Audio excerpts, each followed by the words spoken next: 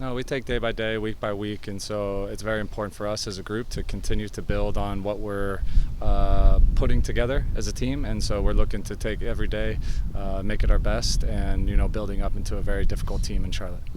And you guys already faced Charlotte earlier, just a few games back. What do you take from that game as you prepare for Saturday? Yeah, I think there's a lot of similarities from both teams. Based on the proximity of when we played each other, not too much is going to change, but there's going to be subtle differences that, we can expect from them to make that they thought they could have improved, and then also for us what we can improve in the game. And we're expecting it to be a very good game. They're very difficult at home, and we're looking to give our best effort and earn 3 points.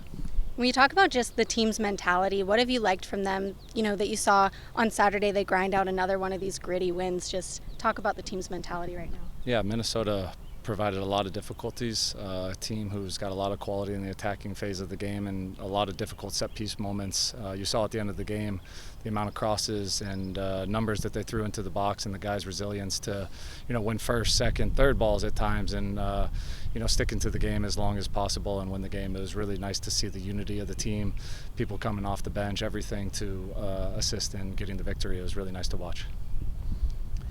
Blair, I talked to Mama just a few moments ago, and he just talked about the overall vibe on the team being really close and strong and collaborative. When the team's playing like that, what difference does it make when you go into a difficult road environment like Charlotte? Yeah, I think the word that we use a lot is togetherness, and the group has really bought into that, not only on the field but off the field. And you see in these games with difficult circumstances, whether it's home or on the road, the group is really sticking together, and it's been nice to watch. And it gives you, extra little motivation to make a further run or get a tackle or win the ball, and those moments add up throughout a match, and it's been great to see. Absolutely. And just in terms of the other side of the ball, you talk about the team being hard to break down, but so many different scoring threats. How much of that is by the design versus just the talent that you have available this year? Yeah, we try and implement a lot of rotations to make sure that the team isn't predictable in what we're doing. And so there's a lot of rotations, there's a lot of movement, and we ask a lot of the players to understand what the position that they're in and what the role pertains to that. So you'll see a lot of guys in different spots, but they need to know how they're supposed to execute what they're executing, and I think that really leads to different guys getting on the score sheet, whether assists or goals, and it's been nice to watch.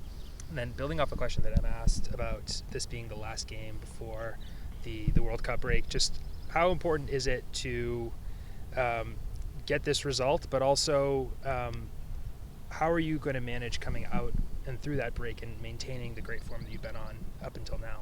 Yeah, so each day we're going to take, like I said earlier, and we're going to try and improve, and today was a good day. Then we'll work through the Charlotte game, and then after that there'll be some rest period, but then there'll be some reflection period as well to understand how we can still improve as a staff, as a team, as everything. So I think for us it's about finding those improvements, and we'll have some time to kind of dissect everything that's happened. We've had a lot of midweek games, and we've had a lot of time spent on the field, and so now it's opportunity to step away to kind of digress what we have, and then from there we can now keep getting back to the the surface and get going again. And last question for me, you're a former player, is it good to have a chance to zoom out and still be training but not have games, and maybe have more attention on the highest level of the game with the World Cup, just being able to see the game played at that highest level before competitive play resumes?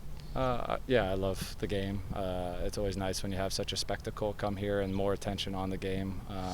But also as a coach, I love playing and watching our guys do what they do. So it's going to be bittersweet where you get to watch really high caliber World Cup games. But also I really love working with this group and the time on the field and that constant improvement that we want to achieve. So it's going to be bittersweet, but I'm enjoying where we're at.